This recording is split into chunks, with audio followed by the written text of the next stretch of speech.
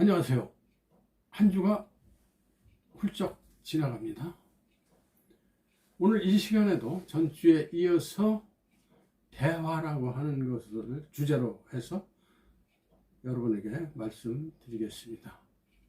우리 인간은 내면에 천사와 악마가 병존합니다. 그러니까 양면성이 내재하고 있다는 것이죠. 천사는 우리 안에 있는 최상의 것, 우리 안의 가장 자비로운 모습이고, 악마는 최악의 것, 부정적이고 편협한 모습입니다. 대화라고 하는 것은 서로의 그 사상의 교류이자 상대방을 이해할 수 있는 소통의 기본입니다. 상대방이 자라온 환경, 지식, 경험, 교양, 성격 등 이야기를 하다 보면 보이지 않는 면까지 우리는 대화를 통해서 파악할 수 있습니다. 이 명심보감에는 이제 다음과 같은 말이 있습니다. 유해라고 하는 사람이 유해왈 언불중리면 불여 불언이니라. 말이 이치에 맞지 않으면 말하지 아니함만 못하다라는 뜻입니다. 여기서 중리라 하면 이치에 맞는다는 뜻이죠. 그래서 이런 부중이면 천어무용이니라. 한마디 말이 맞지 않으면 천마디 말이 쓸데없다. 과거의 한 말 때문에 발목이 아니라 온몸이 잡혀가지고 곤란에 빠져있는 사람들 요즘 실컷 보고 계시죠? 아주 살아있는 생생한 교육 현장을 우리들은 목격하고 있습니다. 이 대화에는 이제 감정적 대화와 심정 대화, 이 감정이라 하면 쾌, 불쾌, 기쁨, 슬픔, 노여움, 심리적 현상을 얘기하는 것인데, 또한 감정은 원망하거나 성내는 마음. 우리가 대화를 하다가 약간 언성이 높아지거나 뭐 좀 자기 기분에 안 맞으면 너 나한테 무슨 감정이 있어? 이렇게 표현을 하는 요 감정. 그래서 말에 감정을 실으면 칼날이 된다고 그랬어요. 이 가정에서의 부부싸움을 비롯해서 가족 간 갈등, 동료와의 반목, 이웃 간의 불화가 감정의 문제로 인해서 발단되는 경우가 상당히 많이 있는 것이죠. 그래서 화는 자기가 독약을 먹고 상대방이 죽기를 바라는 것과 같다. 이것이 프랭크 맥코트라고 하는 미국 작가가 그러한 얘기를 했습니다. 분노가 미련한 자를 죽이고 시기가 어리석은 자를 멸하느니라. 이렇게 또 성경은 말씀하고 있습니다. 그러니까 화를 내시면 화내는 사람이 손해죠. 되도록이면 화를 내시지 말아라. 가슴의 대화는 애정이 있는, 동감하는, 위로가 되는 응원의 대화를 가슴의 대화라고 이렇게 합니다. 근데 한편 이제 고려대 이 명예교수로 계신 한성열 교수, 이 양반이 고대 교수를 오랫동안 하시고 미국서 심리학 박사를 이제 취득해서 많은 활동을 하고 계신 분인데, 이분은 사리대화와 심정대화로 구분을 하고 있습니다. 사리대화는 이제 의도와 목적에 따라서 정보와 지식을 주고받는 것이라고 하고, 이것은 이제 제가 지난 시간에 말씀드린 교섭을 위한 대화와 이제 뭐 상통하는 그런 대화인 것 같습니다. 이 사리대화 이렇게. 다음에 심정대화, 감정을 주고받는 대화라고 합니다. 여기서의 감정은 이제 느껴서 움직이는 마음속의 기분, 그러니까 이것은 이제 좋은 쪽 감정을 말하는 것이겠죠. 대화는 사람과 사람이 나누는 인격의 교환이죠. 그래서 대화의 예절을 지킨다는 것은 이제 상대방 위치에 맞게 불러주고 높여주고 정중하게 말하는 것이 필요합니다. 따라서 이 정확한 호칭을 사용하고 올바른 높임법을 사용하는 것과 함께 상대방을 존중하고 체면을 세워주려는 생각을 가지고 대화를 하는 것이 무엇보다 중요한 일임을 꼭 명심하시기 바랍니다. 상대방을 어떻게 대접하느냐 하는 것은 자신의 교양을 나타내는 척도가 되는 것이죠. 이 말은 자신의 인격이 바탕이 되어서 상대방을 존중하고 예절을 갖추는 행동이 나온다는 말입니다. 그래서 이 수도관에서 나오는 물을 입을 대고 그냥 이렇게 직접 마실 수도 있지만 컵을 하나 갖다가 사용해서 간접적으로 마시면 이 행동이 더 품위 있어 보이는 것처럼 대화의 품위는 절대적인 것이죠. 자기가 의도하는 수행 행위를 직접적으로 표현할 수도 있지만 다른 표현으로 돌려서 말하는 것이 상대방의 체면을 덜 손상시키는 품위 있는 방법이 되기도 하는 겁니다. 그래서 처칠이 얘기한 은유법이 이럴 때 필요한 것이죠. 특히 우리말은 이 호칭이나 이 높음법의 체계가 유난히 복잡하게 발달되어 있어 가지고 말을 하면서 잘못하면 실수를 하게 되는 것이고 그래서 어려움을 느끼는 겁니다. 대화에는 이제 예절의 5가지가 있습니다. 5가지. 대화의 예절 5가지를 말씀드리면 첫 번째로 밝고 명랑한 태도와 표정. 말은 짧고 하기 쉽지만 그 울림은 무궁무진하다. 마더 테레사가 한 말씀입니다. 정확한 발음과 맑은 목소리. 발음이 중요하죠. 저도 이 발음이 좀 시원찮은데 이 노래도 그렇잖아요. 가사 전달이 잘 안 되면은 이것은 낙제죠. 그러니까 정확한 발음과 맑은 목소리. 그리고 세 번째로는 상대의 눈을 주시하면서 알아듣기 쉽게. 그래서 소크라테스는 목수와 이야기를 나누려면 목수의 언어로 이야기하라 이렇게 이야기를 했습니다. 네 번째로 상대의 관심과 흥미에 초점을 맞춰서 상대의 자존심을 세워줄 것. 그렇다고 아부하라는 것이 아니고 상대방의 일을 화제로 삼는다면 상대방은 몇 시간이고 귀 기울여 줄 것이다. 벤자민 디즈레일리라고 하는 사람이 한 얘기입니다. 5번째, 이야기를 독점하지 않으며 지나친 자랑을 삼가하라.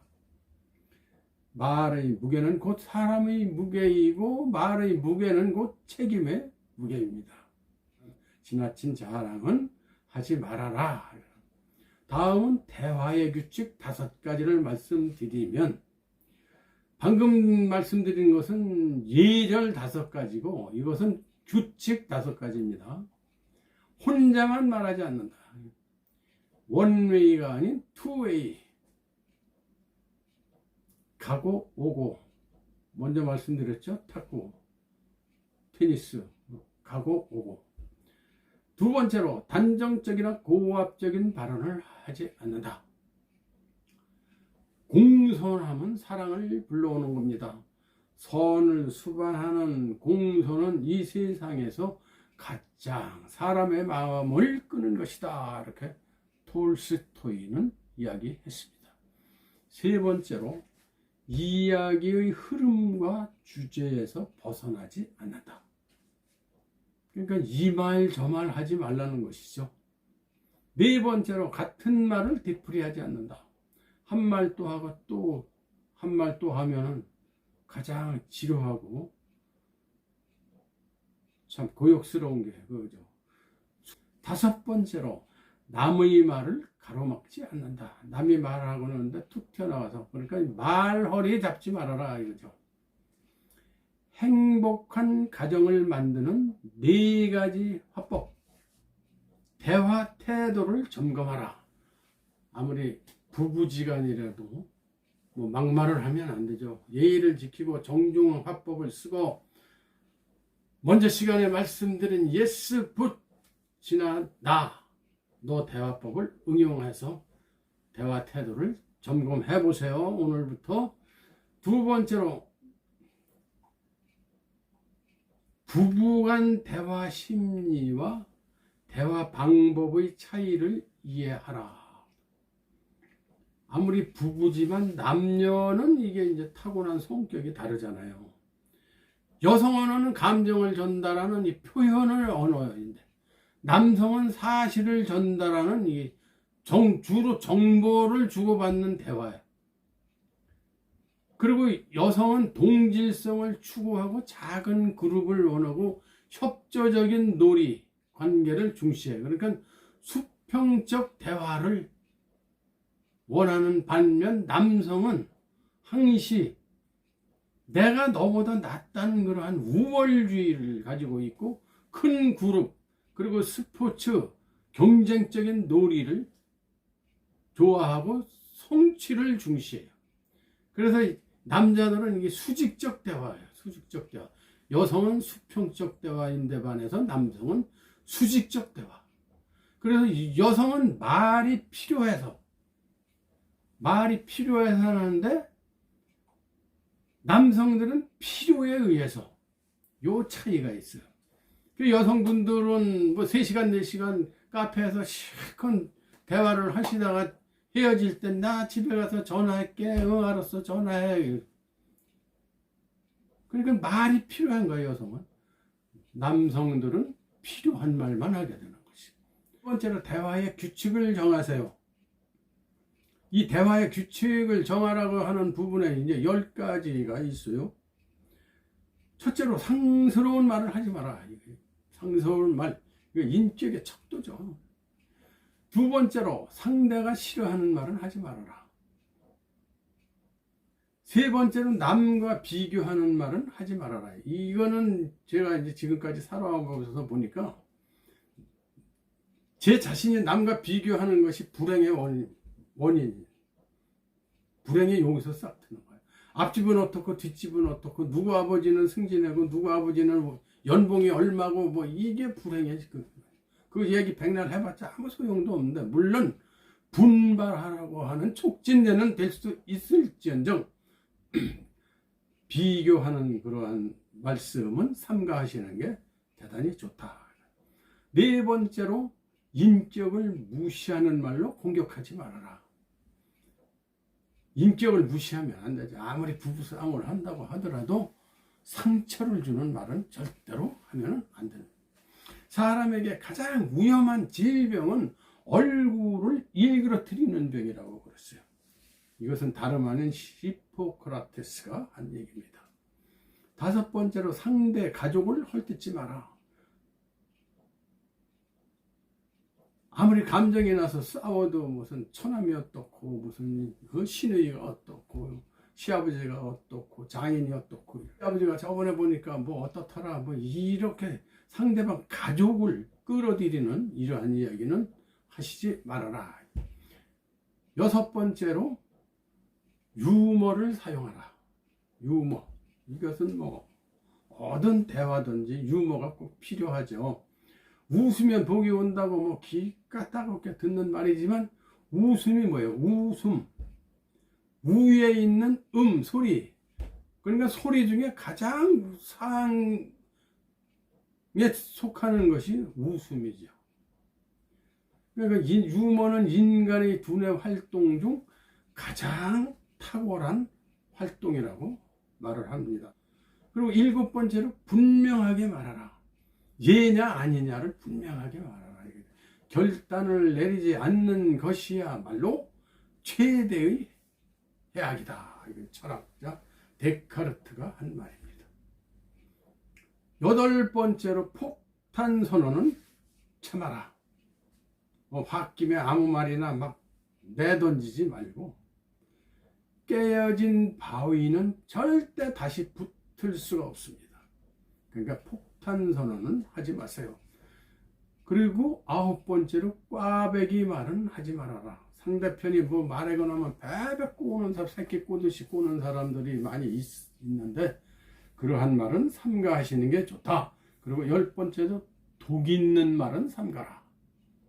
뭐 심하게 맞은 개는 지팡이를 쥐고 있는 손을 절대로 핥지 않는다요. 그러니까 독 있는 말은 하지 말아라. 그리고 이제 네 번째는 대화의 소재를 한정시키지 말고, 이게 큰 네 번째예요. 다양하게 말하라. 자녀에게는 훈계가 아닌 대화를 하라. 부모의 행복이라는 것은 가장 불행한 자녀의 행복 지수만큼이다. 이런 말이 있어요. 이걸 음미해 보세요. 부모의 행복은 가장 불행한 자녀의 행복 지수만큼이다. 굉장히 뜻있는 얘기예요. 대화는 마음의 보다 즐거운 향연이다. 이렇게 호메로스는 이야기를 했습니다. 여러분, 사랑하는 연인이나 다정한 친구와의 찻잔을 마주하고 정감 있는 대화를 나누는 장면을 이렇게 떠올리기만 해도 너무 기분이 좋지 않으신가요? 요즘같이 이렇게 코로나가 심한 때에는 더더욱 다정했던 친구들이 그리워집니다. 사람을 즐겁게 해주면 이제 인기인이 되죠. 인기인이 되죠. 그러나 사람에게 감동을 주면 리더가 됩니다. 지위로는 사람의 마음을 움직일 수 있습니다. 그러나 인격은 사람 마음을 움직입니다. 나는 무심코 말하고 있지만 상대방은 예민하게 관찰하고 있고 영향을 받고 있습니다. 내 표정 하나로 상대방의 하루가 밝아질 수도 있고 내 말 한마디가 상대방의 삶 전체에 영향을 줄 수도 있습니다. 부부싸움을 하면 지나가던 개가 얻어맞는다고 그랬습니다. 왜 맞을까요? 부부싸움하고 출근해서 아랫사람에게 화풀이를 하죠. 뭐 성질 안 날 것도 막 성질 내고 투덜대고 뭐 이렇게 분위기를 망쳐놓으니까 그 아랫사람은 또 그 밑에 사람 내려가다 맨 말단 상어는 어디 가서 화풀이를 해. 그러니까 에이씨 하고 그냥 옆에 있는 강아지를 발로 찬다는 것인데, 지금은 이제 풀어놓은 게가 별로 없어서 뭐 벽이나 착가 별로 마땅히 찰 것이 없을 것 같습니다. 나의 가족, 친구, 동료, 이웃 사람들에게 내가 보이는 태도, 말 한마디가 모두 그들의 자존감을 높일 수도 있고 낮출 수도 있는 것입니다. 우리 삶에는 세 가지의 금이 있다고 하죠. 여러분이 좋아하시는 금, 황금, 소금, 지금. 황금, 소금, 지금. 출장 간 남편이 아내에게 카톡을 보냈습니다. 현금, 지금, 입금. 아내가 답장을 보냈습니다. 현금, 입금, 쬐금. 다 금은 금이죠. 새해 복 많이 받으시고 다음 주에 뵙겠습니다. 고맙습니다.